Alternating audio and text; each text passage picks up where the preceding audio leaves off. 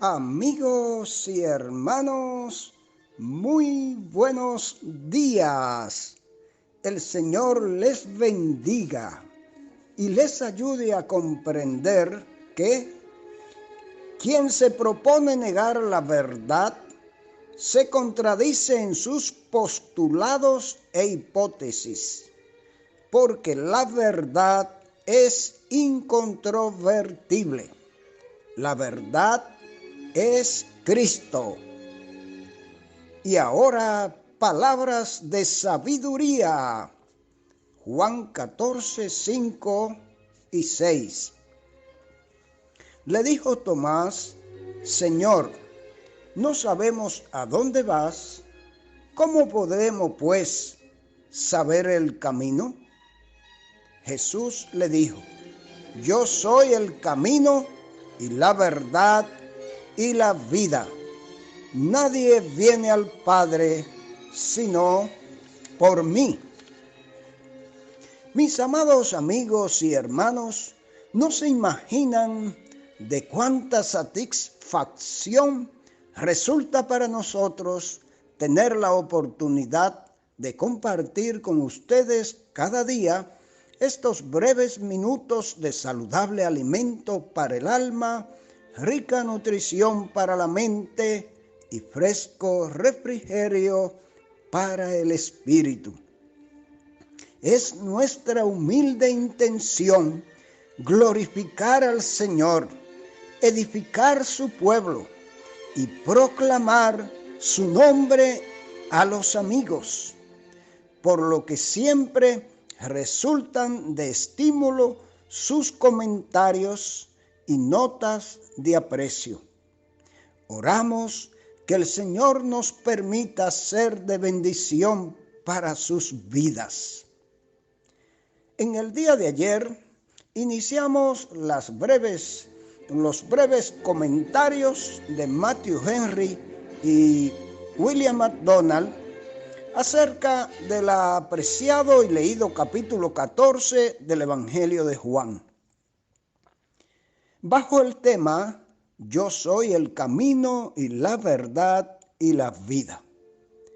Comentamos en resumen la primera parte del contenido de los versos del 1 al 14 y hoy nos proponemos presentarles la segunda parte. Específicamente el inicio del verso tema, el verso 6, ha sido instrumento canal del Espíritu Santo para la salvación y transformación de millones de vidas. Ojalá usted sea o se convierta en otro beneficiario de esa bendita gracia. Es oportuno señalar que la promesa del versículo 3 acerca de un segundo advenimiento de Cristo a este mundo debe distinguirse de su regreso en gloria a la tierra. Es la primera insinuación que la Escritura hace tocante al día de Cristo, Primera de Corintios 1:8, o día de recompensa del creyente, también conocido como el tribunal de Cristo, Segunda de Corintios 5:10, el cual sigue al arrebatamiento de la iglesia. Y ahora estemos atentos a los comentarios del doctor William MacDonald con la segunda parte del tema Yo soy el camino y la verdad y la vida, según Juan 14 del 1 al 14.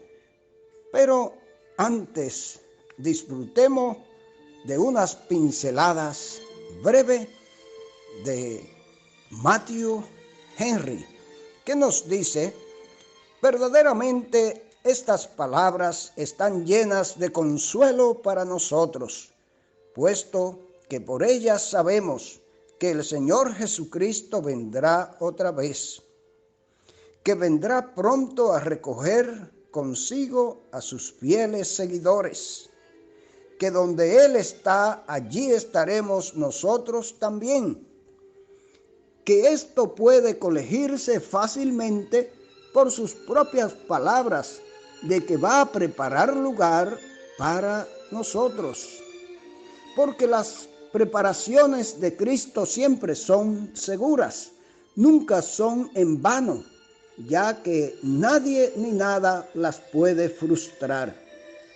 Si Él nos prepara y decora las mansiones, no van a quedar vacías. También nos preparará a nosotros para que a su debido tiempo tomemos posesión de ellas. Después de poner ante los ojos de los discípulos la meta de la felicidad celestial, Jesús pasa ahora a mostrarles a sí mismo el camino para dicha meta. Y vemos que lo da como cosa conocida de ellos.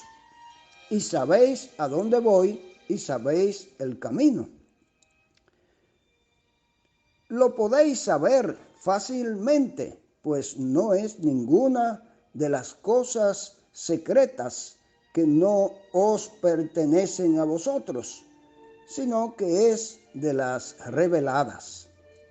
Lo sabéis y conocéis que existe esa casa y que existe un camino para llegar a esa casa, aunque quizá no acertéis a percatarnos de cuál es esa casa y cuál es el camino. En realidad, ya se os ha dicho y no podéis menos de conocer tanto la mansión como el camino. A esta declaración de Jesús objeta Tomás su propia ignorancia, tanto de la meta como del camino. Le dijo Tomás: Señor, no sabemos a dónde vas, ¿cómo pues podemos saber el camino? La declaración que Cristo acababa de hacer respecto al conocimiento que de la meta y del camino esperaba de ellos, suscita en ellos precisamente el reconocimiento de la ignorancia en que estaban en relación con todo eso, al mismo tiempo que les aviva el deseo de saber mucho más. Pasemos ahora, pues, a escuchar los comentarios del Dr. McDonald, continuando donde quedamos ayer en el verso 8.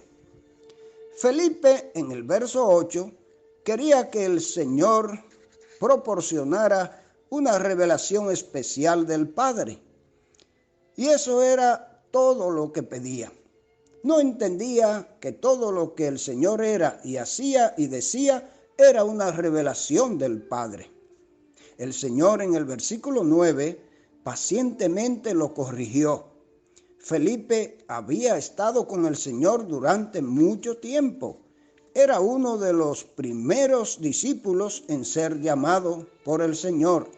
Sin embargo, todavía no se había dado cuenta de la verdad plena acerca de la deidad de Cristo y su unidad con el Padre. No sabía que cuando miraba a Jesús, estaba mirando a aquel que perfectamente representaba al Padre. Las palabras del Señor, yo soy en el Padre y el Padre en mí, describen la estrecha unión entre el Padre y el Hijo. Son personas separadas, aunque son uno en cuanto a atributos y voluntad. No debemos desalentarnos si no podemos entenderlo.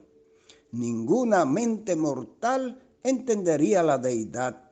Debemos dar crédito a Dios por conocer aquello que nosotros nunca podremos conocer. Si le comprendiéramos a Él completamente, seríamos tan grandes como Él. Se deben suplir algunas palabras en la última parte de este versículo para completar el significado. Podríamos parafrasear de la siguiente manera: las palabras que os hablo no las hablo por mi propia autoridad, sino que el Padre que habita en mí, Él habla las palabras y las obras que hago. No las hago por iniciativa propia, sino que el Padre que habita en mí, Él realiza estos milagros. El Señor tenía poder para hablar las palabras y hacer los milagros, pero vino al mundo como el siervo de Jehová y habló y actuó en obediencia perfecta al Padre. Los discípulos debían creer que Él era uno con el Padre debido a su propio testimonio de este hecho. Pero si no, entonces debían sin duda creer a causa de los milagros que realizaba. El Señor en el versículo 12 entonces predijo que los que creyeran en Él realizarían milagros como Él los hacía y aún mayores milagros. En el libro de los Hechos leemos que los apóstoles realizaron milagros de sanidad corporal similares a los que realizó el Salvador. Y también leemos de mayores milagros, como la conversión de 3,000 personas en el día de Pentecostés. Fue a la proclamación mundial del Evangelio, la salvación de muchas almas y la construcción de la iglesia a lo que el Señor se refería con la expresión mayores. Además, recordemos que Pedro realizó milagros simplemente con su sombra. Es mayor salvar almas que sanar cuerpos. Cuando el Señor regresó al cielo, fue glorificado y el Espíritu Santo fue enviado a la tierra.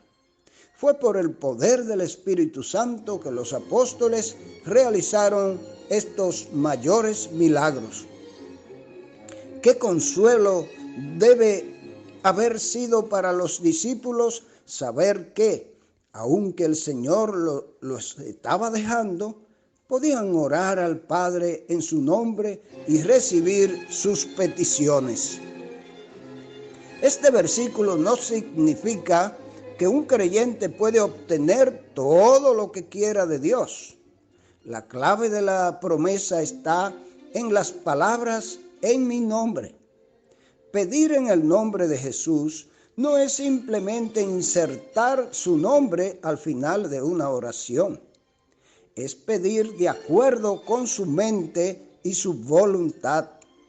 Es pedir por aquellas cosas que glorificarán a Dios, bendecirán a la humanidad y serán para nuestro bien espiritual. Para pedir en el nombre de Cristo, debemos vivir en estrecha comunión con Él. De lo contrario, no conoceríamos su actitud ni su voluntad. Cuanto más cerca estemos de Él, más serán nuestros deseos los suyos. El Padre es glorificado en el Hijo porque el Hijo solo desea las cosas que son agradables a los ojos de Dios. A medida que se presentan y conceden oraciones de esta naturaleza, se produce gran gloria para Dios.